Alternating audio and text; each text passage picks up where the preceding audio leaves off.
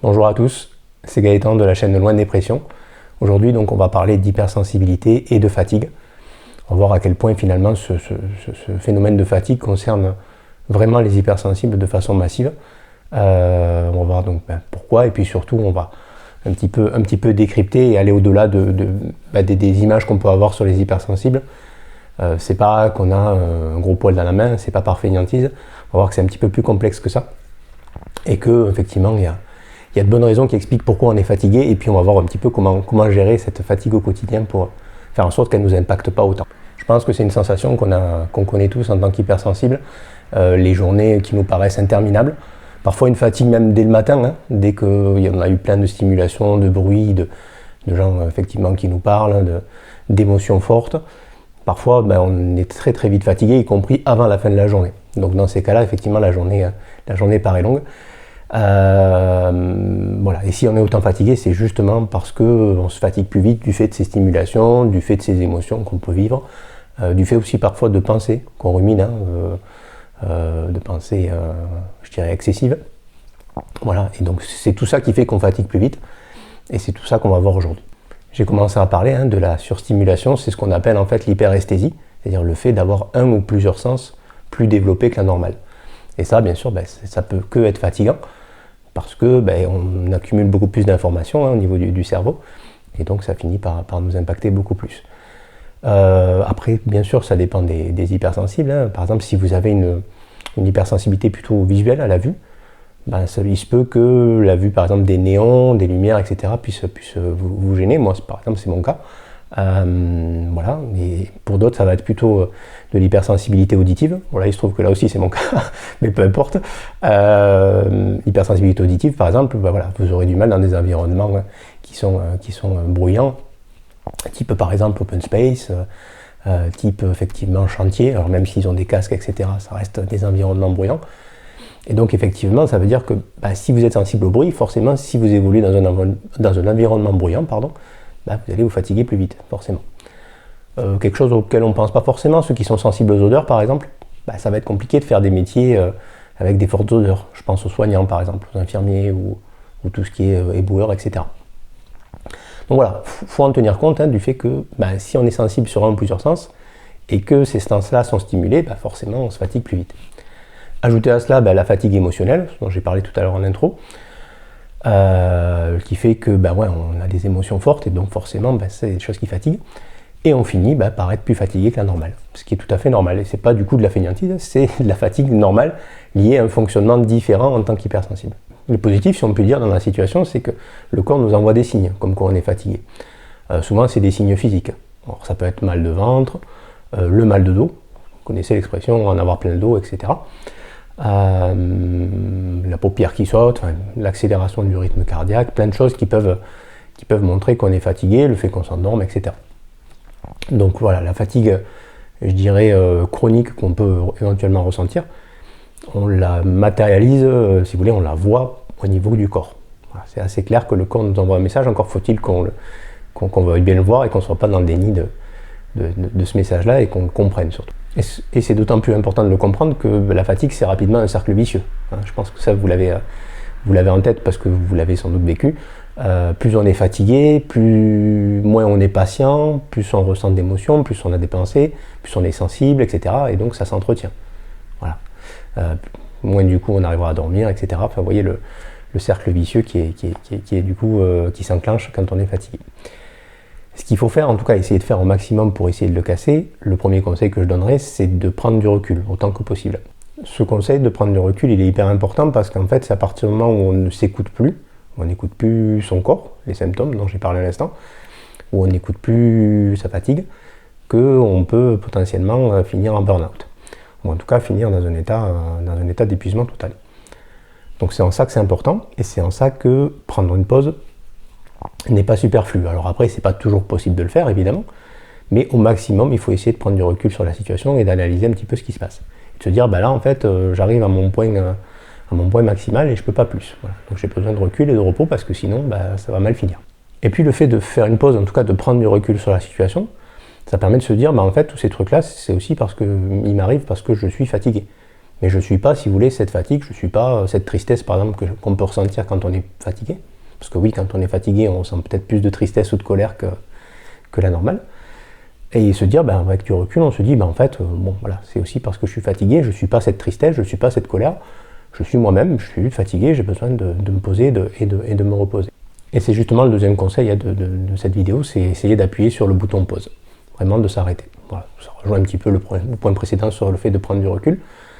Ce bouton pause, ça peut être plein de trucs, c'est pas forcément le fait de s'arrêter, par exemple s'arrêter de travailler, etc. Même si effectivement, si votre état de santé le justifie, c'est ok de s'arrêter si vous êtes malade, parce que c'est clairement ça. Mettre sur le bouton pause, ça peut être aussi simplement essayer d'adapter votre environnement quotidien, de travail notamment, avec votre hypersensibilité. Qu'est-ce que ça veut dire? Pour reprendre mes exemples précédents, si vous êtes sensible au bruit, et que vous avez évolué dans un environnement avec un open space, des gens, etc., ça peut être d'avoir, ou en tout cas d'avoir un casque ou quelque chose qui peut vous protéger temporairement, ou en tout cas faire en sorte que, au niveau du calme, ça puisse revenir, que vous puissiez revenir au calme, pardon, pour être plus précis, que vous puissiez éventuellement aller un petit peu dehors, 10 minutes, respirer, etc. Mais en tout cas, voilà, d'essayer de vous aménager, vous, des choses qui font que vous arriverez à moins fatiguer. Après, bien sûr, on arrive à certaines limites. Forcément, si vous êtes sensible aux odeurs et que vous évoluez dans un environnement hyper odorant, ça va être compliqué. Alors peut-être vous pourrez mettre des masques, des choses comme ça, mais en tout cas, voilà, essayez le plus possible de vous protéger de tout ce qui va vous fatiguer grandement. Si vous sentez que c'est l'environnement de travail stressant, etc., voilà, essayez peut-être de prendre plus de pauses, de voir si vous pouvez faire du télétravail, ce qui est bien évidemment pas toujours possible. Ce que je veux dire, c'est qu'il faut essayer d'avoir cette logique-là, de se protéger, de se dire, en fait, là, je sens que mon environnement me fatigue, donc je prends le recul nécessaire, je prends la pause nécessaire et j'essaye de faire en sorte de me construire une bulle un peu plus de protection. Pas pour vivre dans une bulle, dans du papier bulle et que rien m'arrive, et que rien ne m'arrive, mais c'est vraiment pour faire en sorte de moins être fatigué le soir et d'être plus en forme, tout simplement. Ça passe aussi par des trucs tout bêtes, si vous avez la possibilité, par exemple, le midi de couper, de rentrer chez vous, d'aller vous balader, etc., et de sortir de l'environnement de travail, pas hésiter à le faire parce que ça permet justement de moins se fatiguer. Voilà, c'est vraiment des petites choses à essayer de réfléchir vous en amont, maintenant que vous savez que vous êtes hypersensible et que vous vous fatiguez plus, d'essayer de mettre en place des choses pour être moins épuisé en fin de journée. Le troisième point, la troisième clé, je dirais, pour vous aider à gérer cette fatigue, c'est de ne pas hésiter à fixer vos limites. Parce que ce qui vous fatigue aussi, ce qui nous fatigue aussi, c'est le fait de dire oui à tout, d'être gentil, etc. et de ne pas forcément, parfois, oublier de s'affirmer. Ça ne concernera pas tout le monde, évidemment, mais ça peut concerner pas mal de gens, surtout les plus jeunes. Forcément, quand on est plus jeune, on ose moins s'affirmer, moins dire que ça ne nous convient pas, etc. Pour reprendre mon exemple du milieu professionnel, si votre fin de journée, c'est à 17h30 ou 18h, il vous faut partir à 17h30 ou 18h. Parce que vous avez déjà travaillé, parce que vous êtes fatigué de votre journée, etc. Donc vous n'avez pas de raison valable de faire des minutes supplémentaires. Alors, sauf exception, évidemment, voilà. On ne va pas rentrer dans chaque détail, mais vous voyez le principe général, c'est de ne pas en faire plus que ce que vous pouvez faire. Fixer des limites, ça peut aussi être dire stop, ou en tout cas mettre un holà à notre perfectionnisme. C'est-à-dire cette envie de vouloir toujours faire plus, toujours faire mieux, etc. C'est plutôt une qualité de vouloir faire bien les choses, mais voilà, on peut aussi se contenter de bien faire les choses, ce qui est déjà très bien, et de ne pas essayer d'atteindre une perfection qu'on n'arrivera de toute façon jamais à atteindre. Le plus important, c'est plutôt d'essayer de faire de son mieux, mais faire de son mieux, ça ne sera pas forcément parfait. Voilà, donc il faut admettre que ça ne puisse pas être parfait, il faut essayer d'admettre que les choses, on n'a pas forcément le contrôle dessus, et donc voilà. Ça, c'est quelque chose aussi qui va nous permettre de moins fatiguer au quotidien. Parce que oui, c'est pas à vous d'aller pallier au niveau professionnel, par exemple, au manquement au niveau de votre travail. S'il manque par exemple de personnel ou de moyens, etc., voilà, vous n'allez pas vous endosser le costume du sauveur et tout prendre sur vos épaules parce que là, vous risquez ce qu'on disait tout à l'heure, la fatigue généralisée et l'épuisement. Donc il faut essayer, vous, de prendre en charge ce que vous pouvez prendre en charge, sans pour autant oublier vos propres besoins et votre propre repos. Le quatrième conseil que je pourrais vous donner, c'est d'avoir des moments pour vous, autant que possible. Je dis autant que possible parce qu'évidemment, nos vies font qu'on n'a pas toujours la possibilité d'avoir ces moments pour soi. Mais pourtant, il faut essayer de les avoir, même si c'est que 10 minutes par jour, il faut essayer de prendre ces 10 minutes-là. après le travail, parfois même avant, ou même avant de se coucher, ça on le verra plutôt dans le point suivant. Mais voilà, avoir 10 minutes pour faire une activité bien à soi, quelque chose qu'on aime faire. Voilà, lire, aller se balader, peindre, enfin peu importe après, hein, c'est en fonction de ce que vous aimez faire. Ce qui est pas mal aussi, c'est de faire une activité régulière avec d'autres personnes. Voilà, si vous aimez, j'en sais rien moi, faire de la sophrologie, etc., ou du yoga avec d'autres personnes, ben voilà, pas hésiter à faire cette activité-là. Faire de la gym, j'en sais rien, j'ai pas forcément d'idées d'activités là comme ça spontanément, mais en tout cas voilà, pas hésiter à faire ces activités-là qui justement permettent de faire ce qu'on aime, hein, et permettent aussi de se reposer, parce qu'en fait le repos c'est pas seulement de dormir, même si évidemment c'est une pierre angulaire et c'est quelque chose d'hyper important pour gérer cette fatigue. Se reposer, c'est aussi profiter de moments de calme en faisant des choses qu'on aime ou en partageant des moments avec les gens qu'on aime. Et en écoutant du coup ses propres besoins. C'est aussi ça, se reposer, et c'est aussi comme ça qu'on lutte contre la fatigue.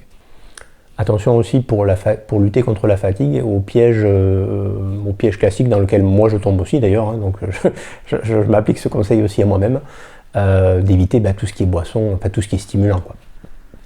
Je parle pas forcément de drogue et de choses comme ça, hein. Je parle surtout de café, de thé, etc., de théine, de caféine. C'est un accro au café qui vous dit ça, mais voilà, il faut essayer d'éviter parce que en fait, ça résout pas le problème de fatigue.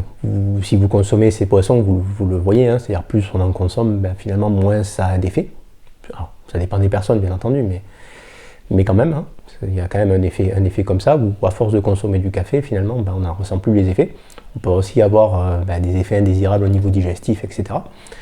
Donc ce que je veux vous dire surtout, c'est que ça ne résout pas le souci. C'est une béquille en fait, hein. Voilà, c'est clairement une béquille. Donc voilà, pour le plaisir, pourquoi pas, mais en tout cas, il ne faut pas faire reposer sur ça le fait qu'on ait de la fatigue, quoi, parce que forcément, ça a ses limites et ça ne va pas faire en sorte que vous vous reposiez, et ça ne va surtout pas résoudre le problème. Et le 5e conseil, bon, il n'est pas très original, c'est le fait de se reposer. Alors si c'était aussi simple que ça, bien sûr, hein, vous êtes fatigué, reposez-vous, bien sûr, je pense que jusque-là, vous y étiez arrivé, et moi aussi. Ce que je veux dire par là, surtout, c'est que reposez-vous, ça veut dire quoi? Ça veut dire surtout qu'il faut mettre l'accent sur le sommeil. Voilà. Sur le sommeil et sur l'alimentation, évidemment, en tout cas sur les besoins de son corps. Voilà, c'est aussi simple que ça. Le sommeil, c'est quand même une pierre angulaire de tout le reste, hein. C'est-à-dire, vous l'avez sans doute constaté, si par exemple vous avez des soucis de sommeil, ou si vous êtes en fatigue chronique, vous voyez bien la différence entre les moments où vous dormez bien et les moments où vous dormez mal. Il y a une énorme différence, un delta vraiment colossal. Pourquoi? Parce que à partir du moment où on ne dort pas ou on dort mal, ce que je disais tout à l'heure, hein, on a les émotions exacerbées, on est beaucoup plus sensible, on fatigue plus vite, on est moins patient, etc. Et puis derrière, on prend des stimulants, donc on arrive moins à dormir, etc. Vous voyez, le cercle vicieux dont je parlais tout à l'heure. Donc, comme je disais, il faut mettre l'accent sur le sommeil, pas hésiter à se mettre en place des rituels, hein, avant de dormir. Alors ça veut dire quoi, des rituels avant de dormir? Ça veut dire des trucs, peut-être que vous faites déjà ou pas, hein, d'ailleurs, peu importe. Ça veut dire 30 minutes avant de se coucher, arrêter effectivement les écrans, de portables, télé, etc. Alors, malheureusement, ils sont rentrés dans nos vies, donc c'est pas toujours évident de perdre cette habitude. Et puis mettre en place un rituel. Donc ça peut être le fait de baisser les lumières à ce moment-là, le fait de lire, si vous aimez lire, c'est l'occasion idéale, hein, en général. Et puis, je parlais tout à l'heure d'activité, de moment à soi. Souvent, quand la journée est bien remplie, le seul moment qu'on est un peu à soi, c'est avant de se coucher. Et donc, ça peut être aussi l'occasion de mettre une activité calme avant de se coucher. Donc, je parlais du fait de lire. Effectivement, c'est souvent celle-ci, mais ça peut être autre chose. Si vous aimez, j'en sais rien, peindre par exemple, ça peut être pas mal. Dans l'article que vous allez retrouver en description de la vidéo, qui pointe vers le site Loin Dépression, je prends l'exemple de l'instrument de musique. Bon, bien sûr, l'instrument de musique, si vous vivez en appartement, ça va être un petit peu compliqué, quoi. Vous n'allez pas pouvoir jouer de la batterie à 22h, hein, sinon vous allez avoir des soucis. Mais voilà, blague à part, effectivement, c'est important d'avoir ce moment-là de calme, parce que ça remplit deux fonctions, le fait de remplir ses besoins, et puis le fait de se calmer pour pouvoir préparer un sommeil réparateur. Et le cerveau en a besoin, parce qu'en fait, le cerveau, il a besoin de comprendre que, par ce rituel-là, il a besoin de comprendre que, ah tiens, là c'est l'heure, il faut commencer à se calmer, à se préparer pour le sommeil et pour pouvoir dormir derrière. On est bien d'accord, là on parle de fatigue qu'on arrive encore à peu près à gérer, où on est encore sur un point où on n'a pas totalement basculé en burn-out ou en épuisement. Si par contre vous sentez que vous êtes totalement dépassé et que ces conseils-là même s'ils peuvent vous apaiser au quotidien, ils ne suffiront pas. N'hésitez pas à vous rapprocher d'un professionnel, d'un médecin, d'un thérapeute qui pourra vous aider justement à traverser cette période-là. Si vous sentez que vous êtes passé sur un côté vraiment où vous ne contrôlez plus rien. Voilà, n'hésitez pas à vous faire aider si vous en ressentez le besoin. C'est pas une petite chose la fatigue, c'est quelque chose vraiment à prendre en compte parce que ça impacte la santé et du coup la santé, que ce soit mentale ou physique, c'est pas non plus une petite chose. Il n'y a aucun travail qui justifie qu'on perde sa santé mentale ou physique, il n'y a aucune vie d'une façon générale, en dehors du milieu pro, qui justifie qu'on perde sa santé mentale ou physique. C'est vraiment la chose qui doit pour vous passer en premier. Voilà, écoutez, j'espère que la vidéo vous a plu. Comme je disais tout à l'heure, vous avez en description de la vidéo le lien vers l'article qui parle de fatigue, du coup. N'hésitez pas à mettre un j'aime à la vidéo si jamais elle vous a plu, et puis à vous abonner pour voir les suivantes. Merci, bonne journée.